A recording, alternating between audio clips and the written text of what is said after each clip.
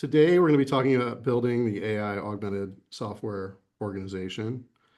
And if you're not familiar with lean techniques, we're a technology and management consulting company based in Iowa. We help organizations turn their technology into a competitive advantage by equipping their leaders and their teams with the confidence and skills they need to excel within these 5 key areas. You see them there: software delivery, cloud, project management, design, and then leadership and strategy. Oh yeah, and then there's this other one called AI that we'll be talking about pretty extensively today. We're also an advanced AWS partner and a Microsoft partner. That enables us a little more technical expertise with those 2 providers. They have extensive capability within AI. So again, thank you for joining us. Today's topic is one I've had countless conversations about in the market, about how we can build better software organizations by using AI in a more strategic way. It's something we've actively worked through here at Lean Techniques, not only with our software engineering and product teams, but also extending within our marketing, sales, and operations. We have always asked ourselves, what does an AI augmented organization actually look like for us, and how do we get there? Over the past years, I've had the opportunity to support clients, working through some questions, helping them use AI not just to optimize the outputs, but to change how the work gets done and the impact they can create. That's what today's conversation is all about: how to make the most of where AI is now, where it is now, and how to build the foundation that lets us go further from here. Before we get into it, one final note. There is a chat where you can ask questions. We'll also provide a couple polls. So we'll do our best to address those questions as we go along. And we've got some time at the end where we can talk through those. All right, with that, I'm excited to I'll introduce myself, and then I'll turn it over to Scott. My name is Tim Gifford. I'm the Chief Innovation Officer here at Lean Techniques. And then Scott, I'll hand it over to him. He is the Director of Engineering, and he will kick us off. Thank you, Scott. All right, cool. Thanks, Tim. All right, so just to kind of level set everybody on kind of what we're going to be talking about today, just to make sure this is what you want to cover. We're going to talk a little bit about like, hey, what are the problems that we're seeing in the market of people adopting AI today in companies across various industries. We're going to talk about how can AI help today, and how can you promote that change as you're trying to get your organization to adopt AI across your entire enterprise. And then we'll also talk a little bit about how AI can help in the future, and Tim will kind of lead us through that. And we'll also do a Q&A as well. So like Tim mentioned, if you just want to drop it in the chat, we'll answer any questions that you might have.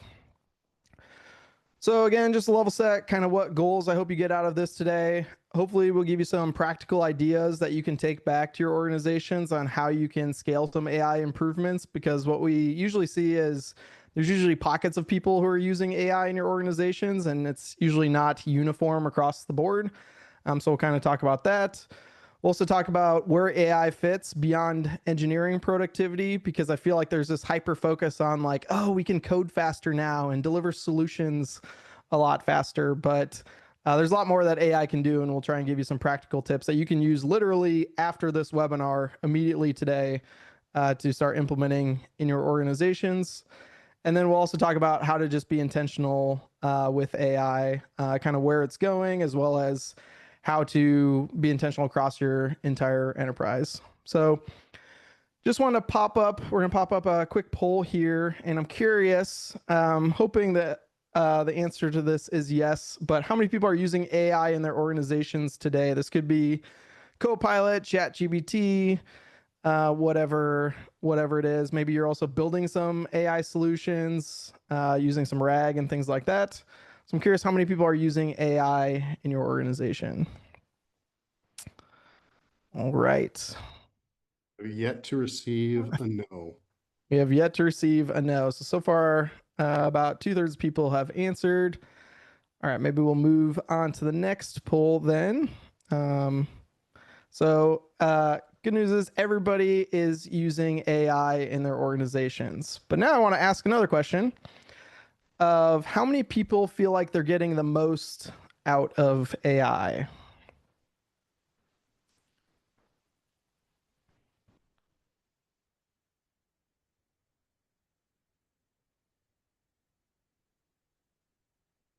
All right, we got the poll popped up. How many people feel like they're getting the most out of AI? So I'm curious to see how this one trends. All right, we got about 2/3 of people, 3/4 of people who have. I think that's probably good. So now let's go ahead and share those results. So, roughly 91% of people who voted said that no, they don't feel like they're getting the most out of AI. So, everybody's using AI, but nobody really feels like they're getting the most out of AI. I should say most people don't feel like they're getting the most out of AI. So, I feel like that kind of frames up our conversation today because that's typically what we're seeing in the market too is everybody's kind of using AI, playing with it, but a lot of people feel like there's still a lot of meat on the bone of what they could be using AI for. And that kind of frames up, again, the conversation that we have today. So I kind of feel like there's this perception out there of like, hey, is everybody AIing without me? Am I the only one who's not doing AI or doing it right? Or how do I know if I'm doing it right? All of those kinds of things. And it kind of creates this like AI anxiety feeling that I notice when I talk to organizations because they feel like they might get behind or they see like the pace that everything's moving at. So they feel like if they don't keep up, they're going to fall behind and their organizations are going to fall behind. So there's kind of this like AI anxiety wave going on. So it seems like the people in this webinar also kind of feel similarly where they feel like there's more they could be getting out of AI. And it's not just this webinar. So like there's actually some studies out there that kind of show similar results. According to this business.com survey that went out, literally just came out this month, that more than half of employees feel like they need more AI training. And only 37% of small business employees feel confident in their AI skills. And if you look at another survey by Miro, so if anybody uses Miro at their organizations, Miro did a survey as well that only 30% of employees rate their AI skills as good or expert, and 70% feel either average at 21%, weak at 14%, or non-existent at all at 35%. So again, there's just this huge bulk of people who don't feel like they're getting the most out of AI or feel like they could be doing more. So again, that kind of leads into today's conversation. What's also interesting is this survey came from Axios back in March 2025 of comparing employees versus C-suite executives. So there's also this like colorization of or maybe misunderstanding between what the employees feel and what the C-suite executives feel when it comes to AI. So you can see like almost all of those are not quite half, but around half when it comes to like, feel like their company's approach to AI is well controlled and highly strategic. 73% of C-suites feel like it is. Only 47% of employees feel that way. And what's also kind of interesting, that third one down, 89% of C-suite executives say their company has an AI strategy, but just over half at 57% of employees feel that way. And if you go to the bottom one, another interesting one, almost 2/3 of executives feel that their company has a high level of AI literacy, but only 1/3 of employees feel like they have a high level of AI literacy. So there's just all this data out there, both in this webinar as well as out there, that people just feel like they're not getting the most out of adopting AI. And we'll kind of talk about that as we keep moving on. But we have this feeling of like, okay, AI is, we don't feel super confident in AI, but the reality is AI is raising expectations, especially among those C-suites that we just talked about. So for instance, Shopify, for those of you familiar with Shopify, their CEO, it actually came out with this. I don't think it was actually released. I think it was an accidental or a leaked memo, but he had this leaked AI memo from April 2025, and that fifth bullet point that he's got there on the right hand side, is basically saying, hey, before you ask for more headcount, you have to justify, and like we hire more people, you have to justify why AI can't do the job. So we're kind of feeling this pressure from all angles of like, hey, can AI do these things? And honestly, even at Lean Techniques, we've had those same questions when we were talking about hiring people, like for instance, for various tasks of like trying to figure out like who should we add like a content writer for our website or something like that. We're like, hey, maybe we could use AI to do that job. And so we're feeling like all these pressures because AI is raising expectations, yet a lot of us, at least from that survey, feel like the strategy's missing or we don't really know what to do. So again, this kind of all frames up today's conversation.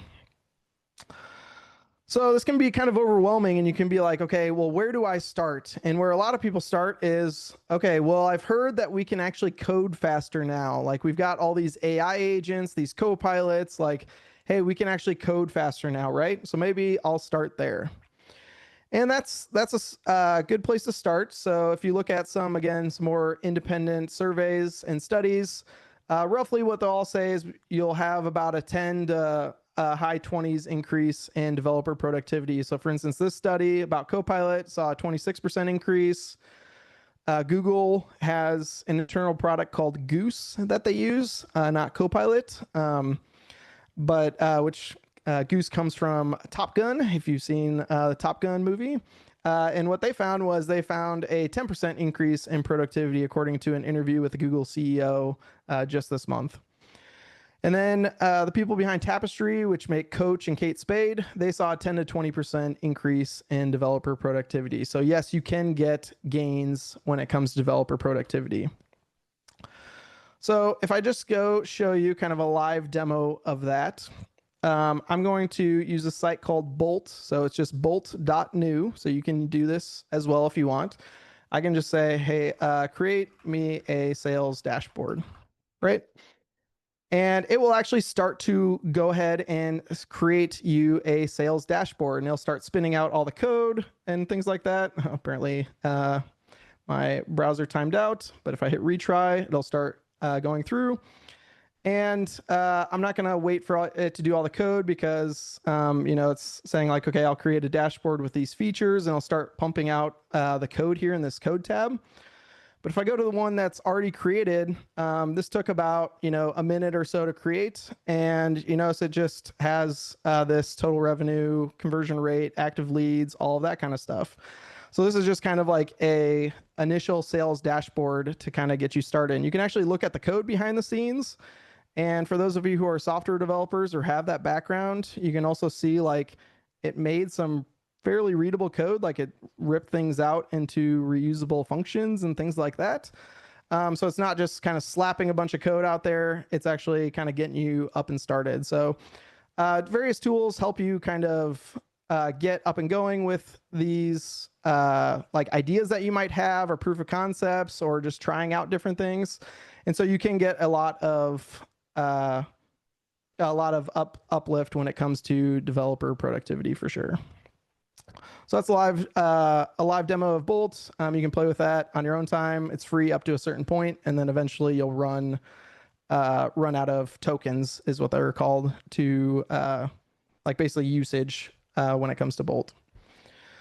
But ultimately, software is more than just the code step, right? So many of us, I'm assuming, have heard of DevOps, and if you search for DevOps, you will kind of come across this little process map here and process diagram where you kind of have like the planning phase here in the center, and then after you plan, you go into the coding phase, and then you kind of build and test it, and then it kind of flows into more, and so that's kind of like the development side of creating the application. And then when you go to like release and deploy it and operate it and monitor it in production, that kind of gets into the ops side of the equation.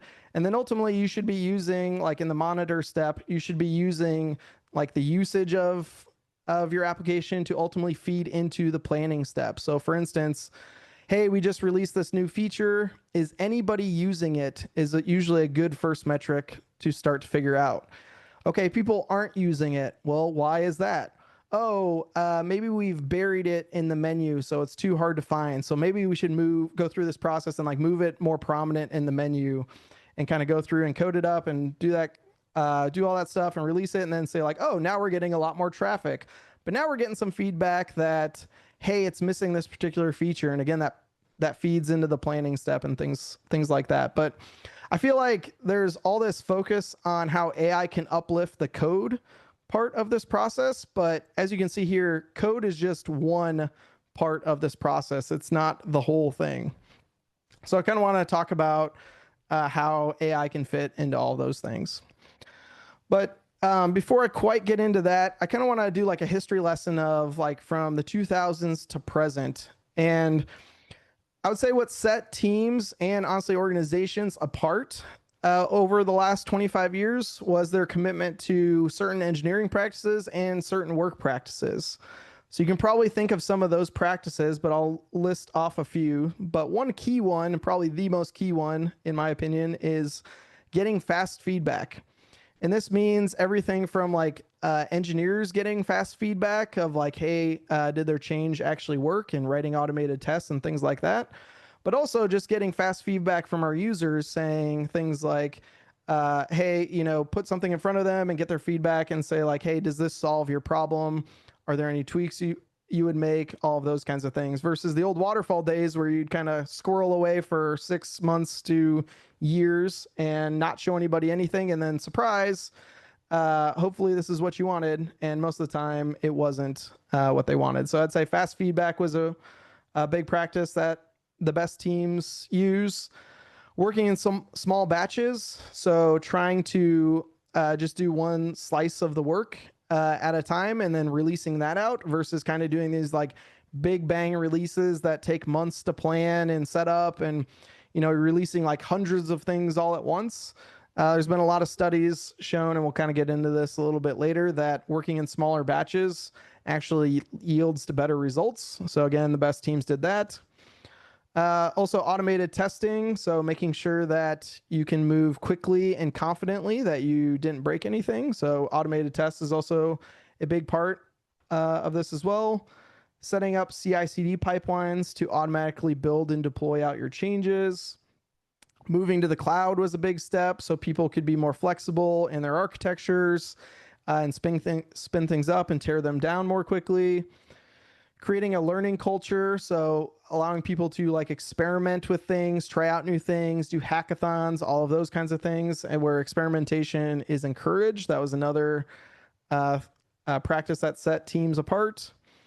Automating database changes, having monitoring and observability in your systems. So like being proactively notified, like, hey, there's an issue going on, versus relying on your users to report that. That's also another key capability that a lot of the best engineering teams need.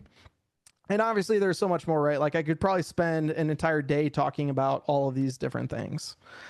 But I want you to think about, and if you weren't paying attention, or you stopped paying attention for a brief part of the time during this webinar, because I know people have stuff going on, this is a pretty key part. So just tune in at least for the next few minutes. But I want you to think about like which ones of these are still relevant in an AI dominated world. So if I go back here, I want you to think about, we're not going to pop a poll for this, just think about which ones of these are still relevant in an AI dominated world. And my answer to that is all of them, right? We still care about fast feedback and making sure we're building the right thing with our users. We still care about working in small batches. And I would actually argue when it comes to like AI productivity tools, this is more important than ever, because sometimes AI can go off the rails and do way more than what you intended to. So I would say this one's hyper important in this world. You want to make sure that when you build something new, that it didn't break all of your existing things. So automated tests are still important. CI/CD is still important. Cloud, learning culture, database automation, monitoring the observability, like all of these fundamentals are still relevant in an AI dominated world. And really a lot of these are like the whys behind you do some of these things, right? Like it's not just that we're moving to the cloud. It's we want flexible infrastructure, right? Like that's a big reason for moving to the cloud and offloading some of those like maintenance tasks, right? And all of that stuff is still relevant in an AI dominated world. So these fundamentals that we've been building up over the last 25 years are still going to be relevant when AI is kind of more prevalent in the workplace. So again, I would say the best practices best teams use these practices from 2000 till now. And we've seen these practices be extremely helpful. For instance, one client used to do monthly deployments and rolled back about half of those deployments. And now they're doing upwards of like 25 deployments per day and rolling back less than 1% of those. And really, it's rooted in all of those practices. That improvement was rooted in all those best practices that I just talked about in the previous slide. But I think going forward, the best teams in 2025 won't be the ones that just take all those fundamentals and practices and throws them out the window. I think they'll be rooted in those practices, and the best teams from 2025 on will be the ones who use AI the best, but are rooted in those best practices that we've cultivated over the last 25 years. And I'm talking about teams a lot, but really I think it's going to be the best organizations are the ones who are rooted in those practices and are who use AI the best, rooted in those practices. I do think engineers will still be in the loop. Tim will talk about that a little bit later too. But some people are like, oh, are all engineers going to go away? No, I don't believe that. I do think there will be a more focus on kind of the product side and the products that you're building. But I do think that engineers will still be in the loop, and humans in general will still be in the loop. We're not just going to hand over the keys to AI and tell it to go wild. We still need to validate everything that AI is doing. But like I said, AI isn't just for code generation. So if we go back to this DevOps process here, is again, code is just one step in the process, but there's all these other steps. So I'm going to kind of talk about each one of these steps and some ideas on where you can use AI today, as well as a few nuggets of where I think things are going in the future. So first step, planning. Right now, we just had a story actually come across this morning on our internal Slack communication that one of our clients is now using AI to help them with story creation and breakdown. And specifically, you can also use AI to help you generate like acceptance criteria of like, okay, I want the button to do this. When you click on it, it should do these things. When I'm this type of user, it should do these kinds of things. And all of that acceptance criteria ultimately can be fed to the engineers to make sure that they're writing automated tests around those things as well. So I think this is an underrated thing that more and more people should know about, is using AI to create stories. I also think you can use it for creating ideas like, hey, you kind of have it use AI as a sounding board of like, hey, I'm in this particular domain or this industry. I've got this type of application. Here are the things it does. Like, what else would be helpful for this particular customer segment? And you can kind of use it to bounce ideas off of. So when you go talk to your stakeholders, you're coming forth with, hey, do you guys have this problem that needs solved? And kind of ideate on some of those things. You can also use it to quickly stand up prototypes, like I showed you Bolt quickly. And so you can use Bolt to stand up prototypes quickly and kind of get feedback. And because sometimes you actually need to like see something and interact with it before you kind of get a good feel for it. So some of these AI tools are really good at standing some of that stuff up. And then also, like, a lot of us have seen like Copilot can do summarizing meetings, but you can also do this with like our stakeholders and figure out what our action items are. And a lot of these tools also have questions you can ask it. So you can ask it things like, hey, how could that meeting have gone better? And things like that. And that's a question I like to ask. We use something called Sybil internally for recording meetings. And that's what capability that Sybil offers, is you can ask it, hey, how could that meeting have gone better? And it'll give you a bunch of ideas on how the meeting could have gone better. So I really like that, using that capability as well. So that's some ideas on how you can start using AI for planning today. Obviously, on the code side of things, you can use it to generate code. I showed Bolt earlier, but There's GitHub Copilot, Cursor, Devin, Windsurf. There's a whole bunch of these tools out there that can generate code. We can also use AI to build better prompts for AI. So if I go back to Bolt here, and if I say again, like create me a sales dashboard, there's this little sparkle button here that says enhance prompt. And so if I click on that, it'll actually spit out and say like, hey, here's all the different features that I want you to create. So that's also kind of interesting that it will enhance your prompt as well. So you can kind of use AI to create better prompts to then be fed into AI.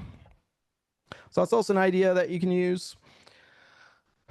People on the call who are internal have heard me mention agent mode when I talk about the top 3 things that are important when it comes to AI developer tools. What agent mode is the capability in some of these AI developer tools like Copilot and Cursor and some others that basically gives you enhanced functionality so you can change more features of your applications and like change more files, do more things, and ultimately have more capabilities. So if you're using some of those tools and you're not using agent mode, I would highly recommend looking into what agent mode is. You can also use it to explain code. Like for instance, let's say you're taking a system in a different technology and you're rewriting it into a system of new technology.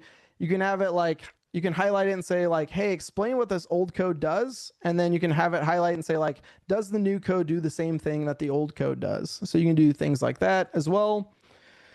You can also use it for like code reviews with Copilot. So for instance, here's an example of like where we said, hey, Copilot, go ahead and review this. So you just tag Copilot with the code review, and then it'll say like, hey, here's the change that's made, and here's something that I found that, hey, make sure to add this no opener, no referred external links to prevent reverse tab nabbing vulnerabilities. So that's an example of how you can use Copilot as well. So you can also use it for code reviews and have it be like a little code reviewer as well. You can also use a lot of these code generation tools to create realistic test data. I know that's a problem that a lot of organizations have, is creating realistic test data in their non-production environments. So that's another example of something you can do. But I think like some things about in the future that we'll be able to do is sometimes we come across like systems where we don't have all the domain knowledge of why things were built the way it was. And I think in the future, if we start recording more of our meetings, we'll be able to feed those recordings into AI. And then we'll be able to ask it questions like, hey, why did we build the system in this way using, this particular pattern or this library or, having this functionality? And it'll be able to tell you like, oh, in this meeting back in 2021, this was the discussion around that, and give you an answer around that. So I think that's something that's coming in the future. Again, assuming people start recording their meetings more often. But I also feel like onboarding will be chatbot enabled. So you'll be able to, when you're onboarding to a new system or even to a new company, that you'll be able to ask different chatbot different questions about like, why was the code base done this way? Or like what are the things to know about this code base? What changes most often in this code base? Things like that. And you'll be able to ask those questions, and things will be a lot more chatbot enabled when it comes to onboarding. So those are some future things.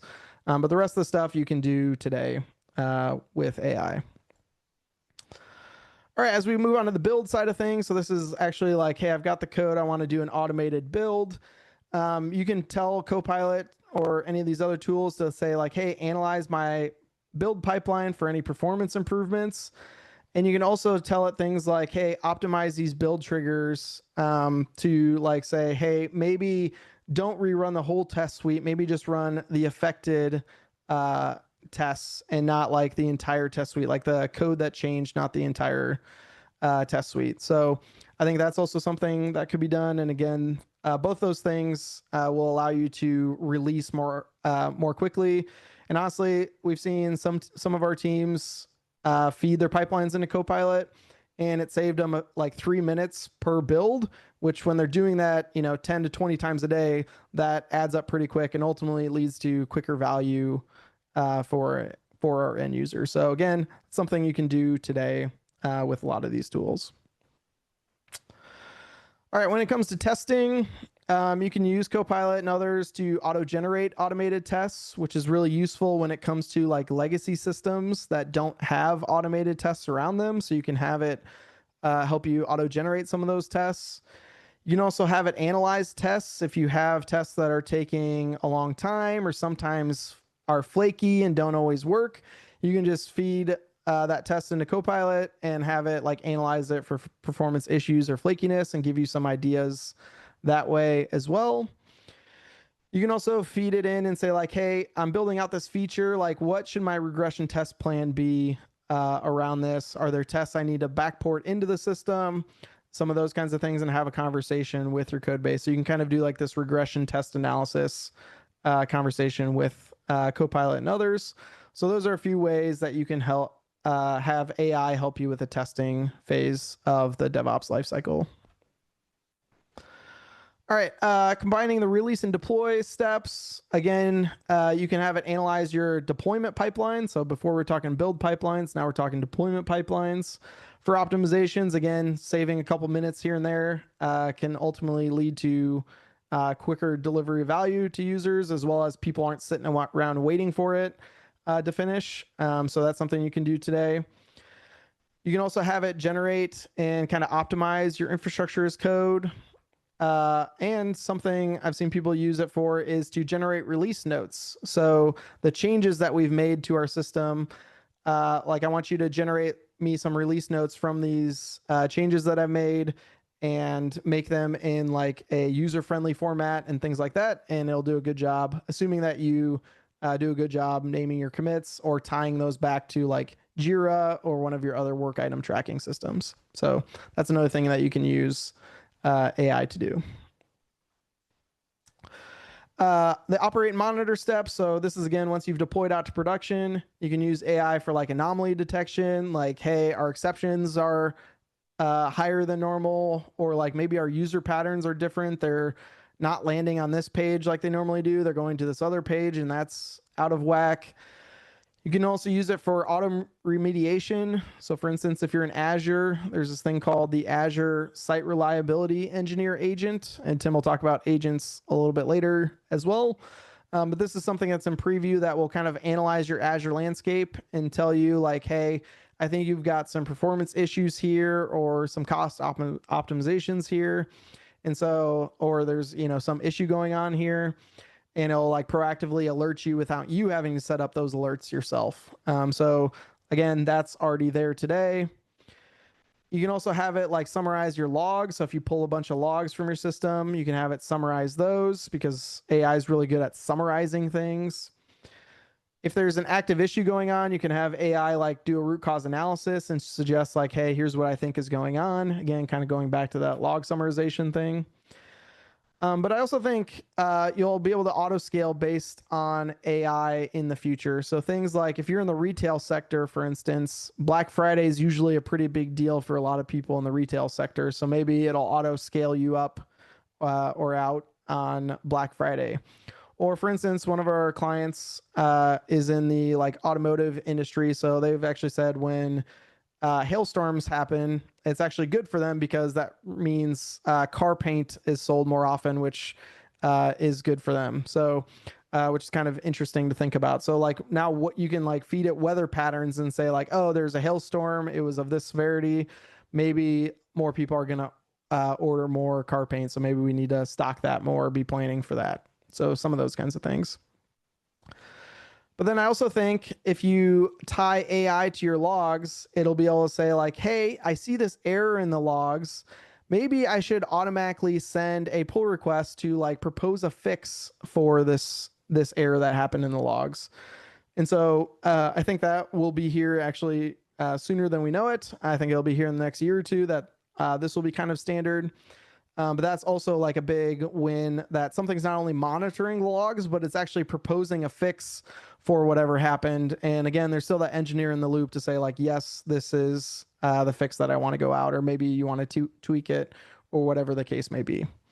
So again, these are all different things that you can do with AI today, and with a few sprinkled future ones. But that's all great and everything. But now you're like, okay, now I've got 30 ideas. Thanks for that. But now how do I actually get people to adopt all of these changes? And so we kind of ran into a similar problem, right? So like a lot of our engineers have been around before there was AI.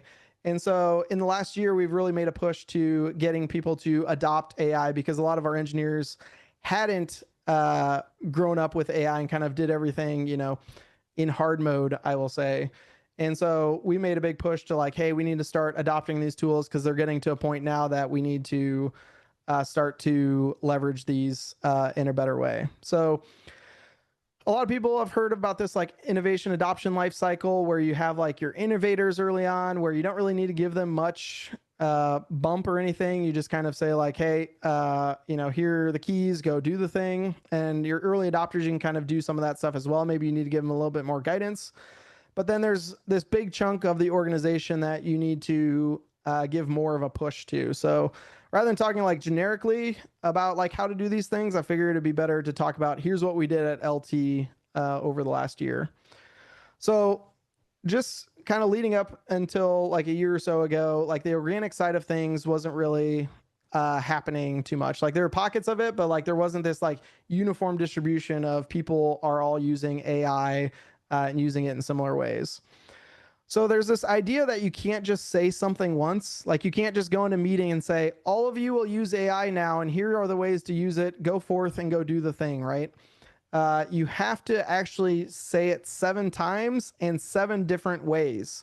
So you might have to say this like this, or in an email, or in Microsoft Teams. You might have to do multiple demos, like all of those different ways of trying to preach some of these changes. And this goes for like any change, not just AI. And so we try to take some of that stuff to heart and do offer lots of different ways that we're kind of communicating this.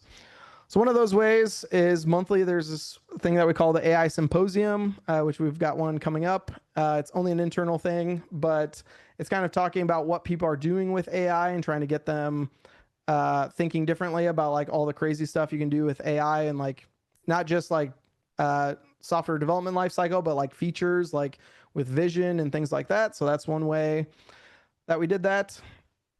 Honestly, it was also a lot of one-on-one conversations reinforcing this.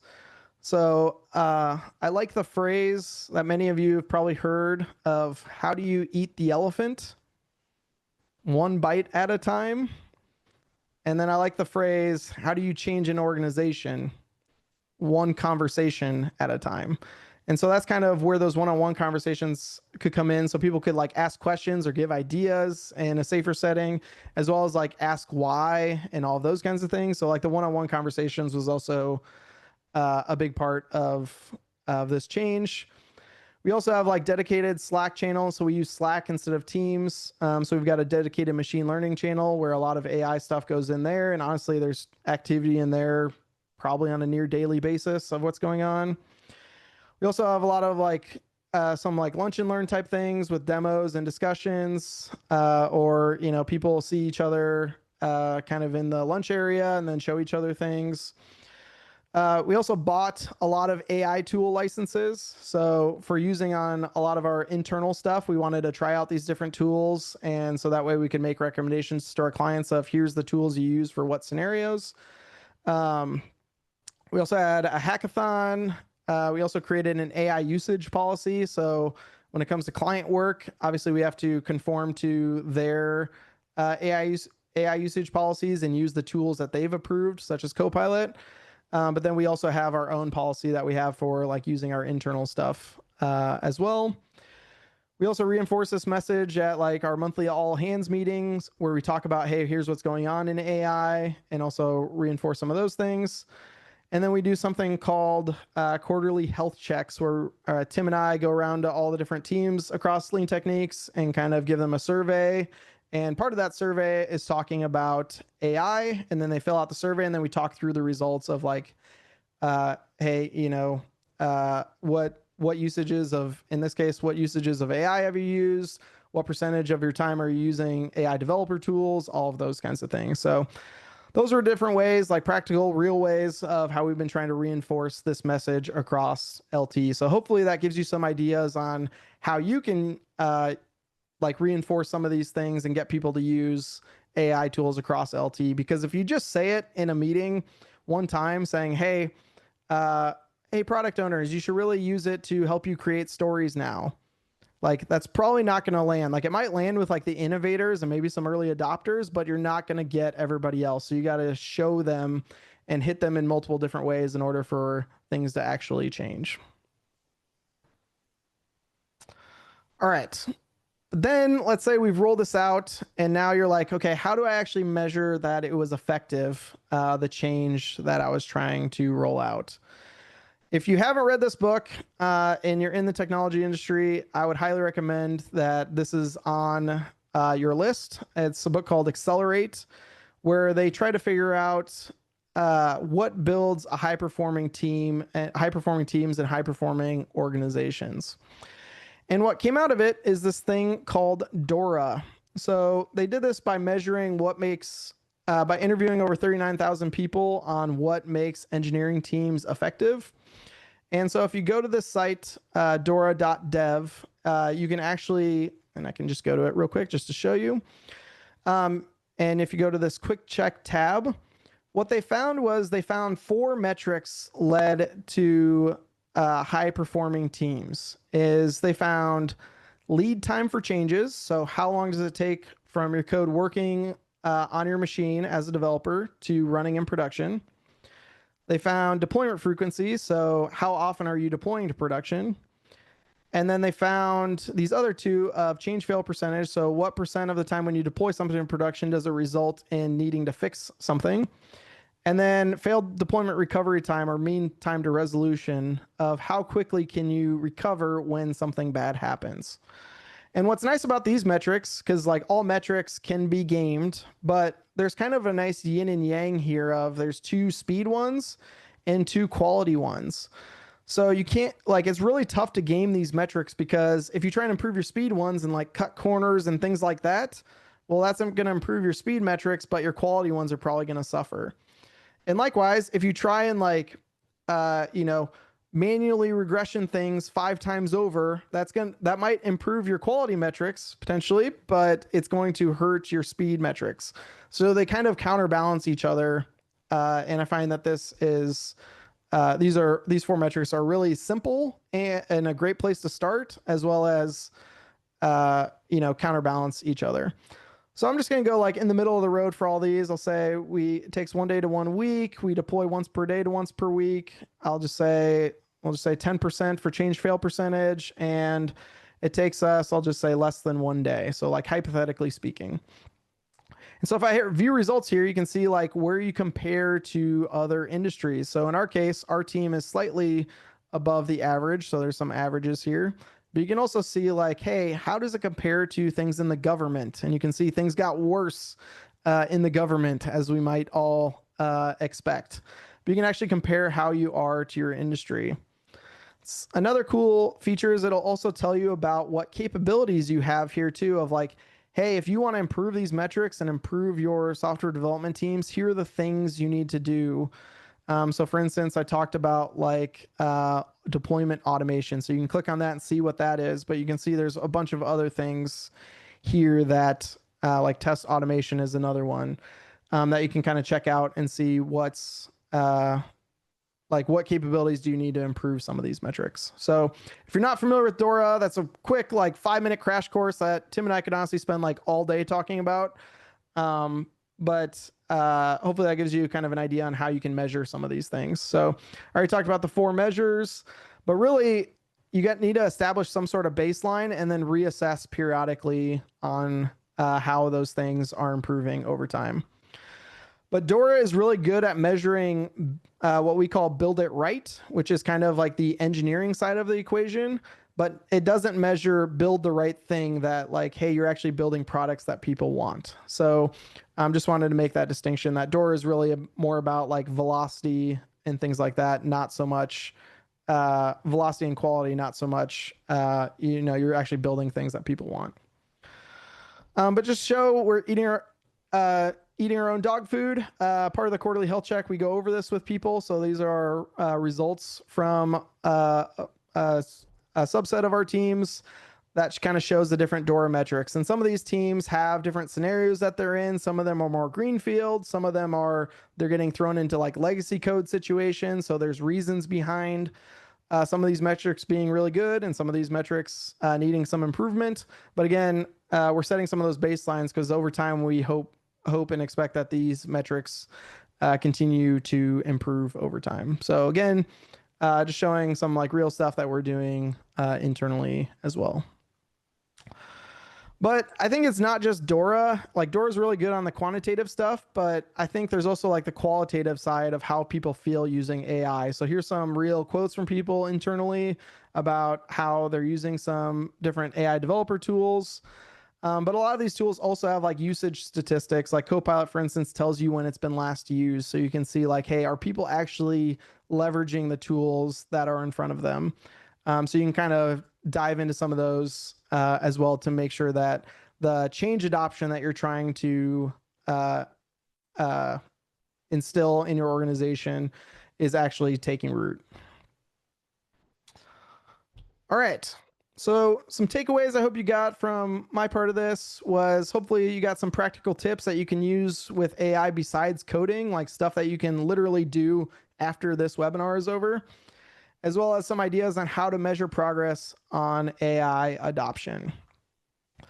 But kind of the last thought I want to leave you with before I turn it over to Tim is some of you still might be skeptical about AI and things like that, but I want you to think about these tools are the worst they will ever be today.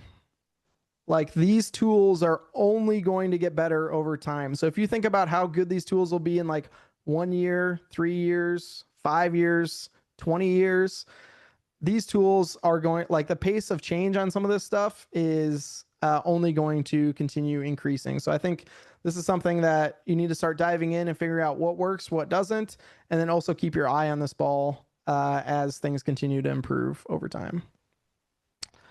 So with that, I'm going to turn it over to talk to Tim about where AI is heading. Well, thanks, Scott. I really enjoyed hearing all the stuff about the DevOps phases and how you can apply AI to that. I'm going to speak a little bit more future focused. So this might be a little more crazy than what Scott went over. But he focused a lot on coding. But ultimately, we believe that AI is just another abstraction. Most of us aren't writing machine code anymore. We have runtimes that we build on top of. We've got fourth generation languages that we're using. And we think that AI is just yet another one of those. I also have a personal belief that there will not be any widely adopted new programming languages or frameworks. And I kind of believe that because developers are going to expect the productivity gains that they would get from an AI using those tools. And without new ones will not have the corpus of materials to train from in order to help those Gen AI models. But I do believe that engineers are going to be in the loop. We saw other innovations around no code, low code.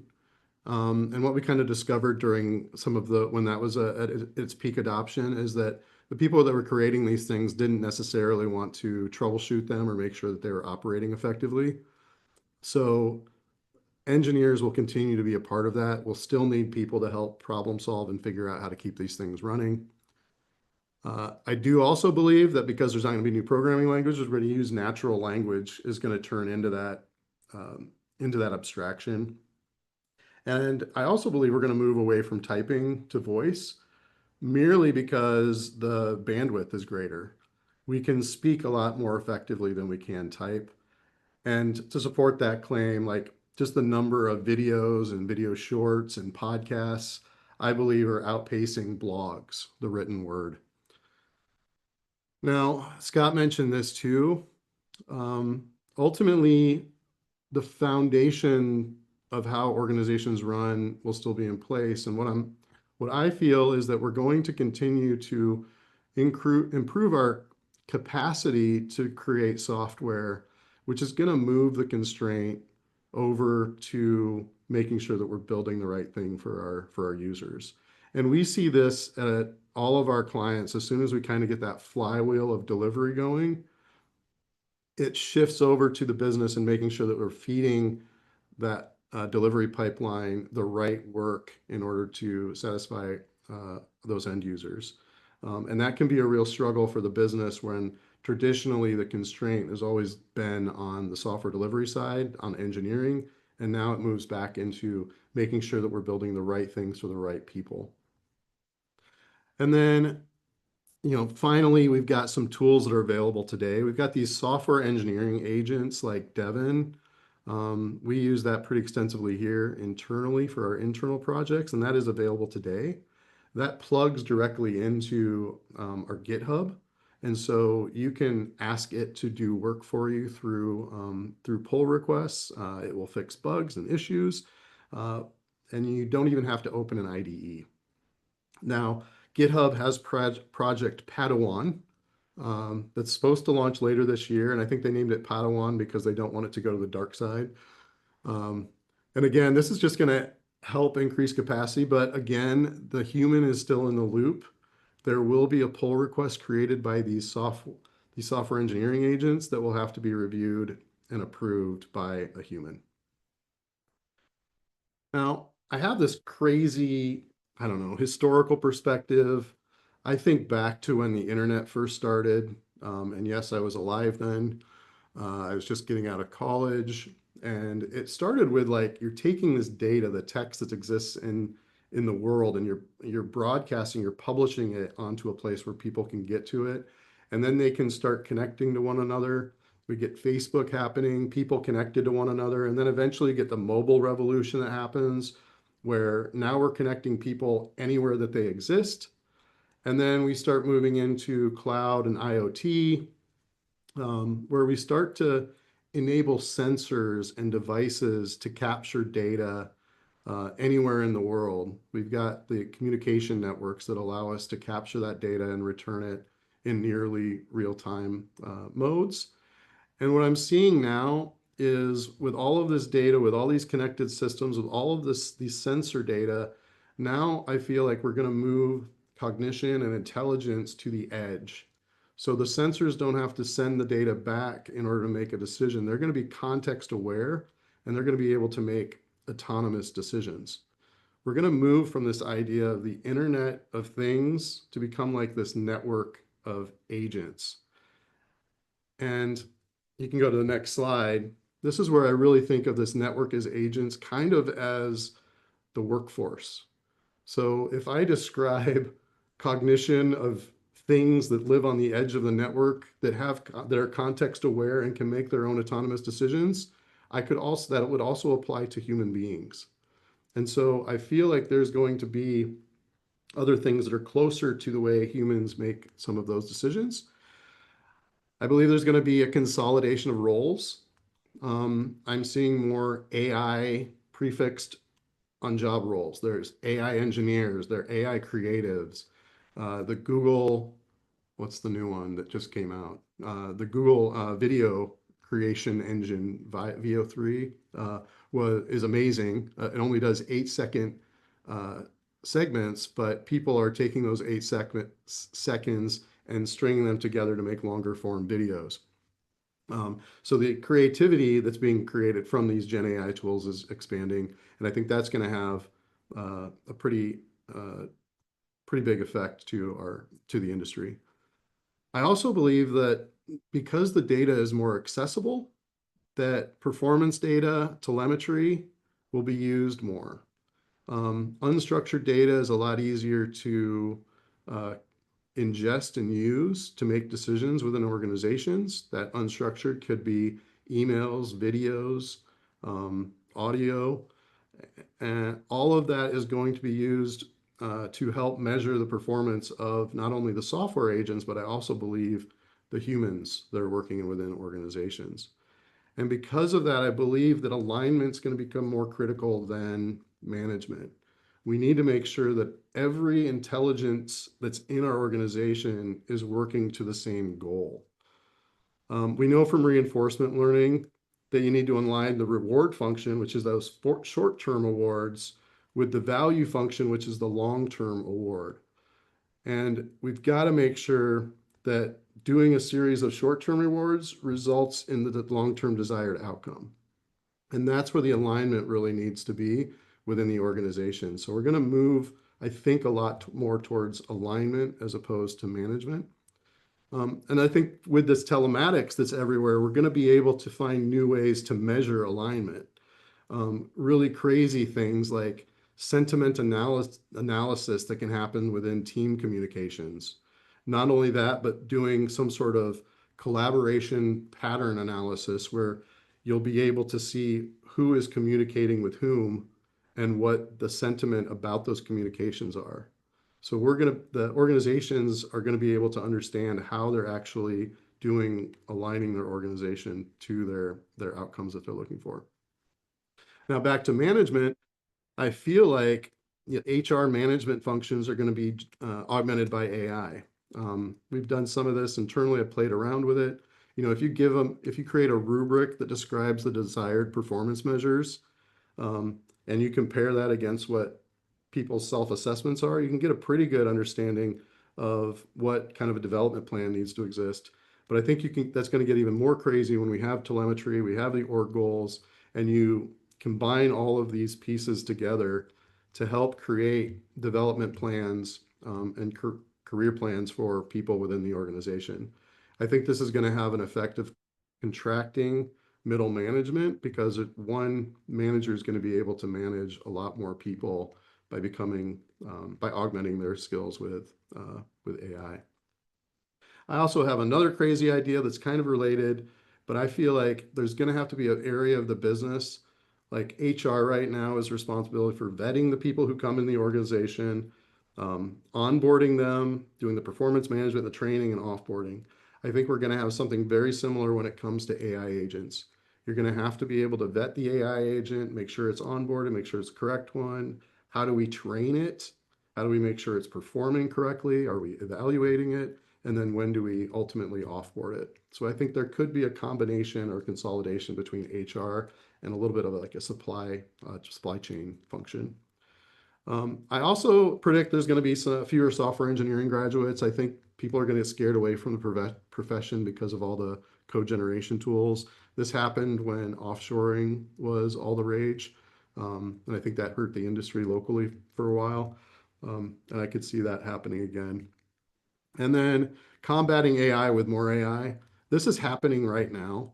Whenever we have posted a job posting, we get so many AI slop generated applications. Every job posting we have gets between 300 and 500 applications. We have one poor recruiter that has to sift through those. Now, luckily, the tool that we use has a way to score those applications based on what we're looking for. It also has a way to determine whether those applications and resumes are created with Gen AI.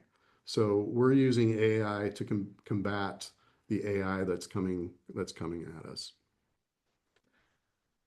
Now, I know we've thrown a lot at you. Scott and I like this topic quite a bit. We've had about an hour together. But I also wanted to share some of the ways that we've helped our clients that could benefit you, your organization. This first one's the value stream roadmap. So what we do is we're trying to identify where that constraint is within the organization and then see if that is a valid workload for AI to see if we can optimize or elevate that constraint so that overall your organization can be a little faster.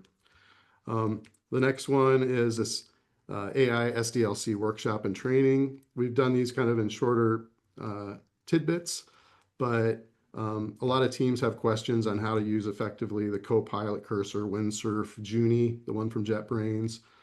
Devin, whichever tool you're using, how do you integrate that better within your organization? You've got to manage these tools, I think, also kind of like humans, where you've got to give them instructions every time they make a mistake so they don't make the same mistake again, and that these tools provide capabilities for that. The AI Accelerator is where we bring our consultants and they sit alongside your team to help build your internal capabilities around AI, but also increase your capacity. So your team gets the experience of figuring out how to use these tools along with what they're currently working on. So I think that's been pretty effective for teams for that lasting change. And then finally, we've done a few of these executive briefings. Executives seem to have a lot of questions around how AI is going to impact their organization, what the risks are. And so we come in and we can give a better understanding of how their strategic position fits within like the overall ecosystem. So I believe that's about all we've got. I know we're right at time. Everyone's congratulating us. I didn't see any specific questions. Anything else we want to cover? I don't think so. If anybody wants to reach out and has a question later, maybe they don't want to ask with the whole group around. I'm just throwing up Tim and I's emails. Feel free to send us a question. If it's not obvious, we like talking about this stuff. So you're not bothering us or anything like that. Feel free to reach out if you've got any question. Yeah, we will publish the recording and the slides. Those will get shared out by email in the next day or so. We also want your feedback. Let us know how it went. So I think after this, there will be a survey that pops up when you close out of Zoom. Really want to know what we could do to improve and how we could create this experience, provide more value to you. And I think with that, we thank you so much for joining us and hope you have a great day and a great rest of your week. Thank you all. Thanks, everybody.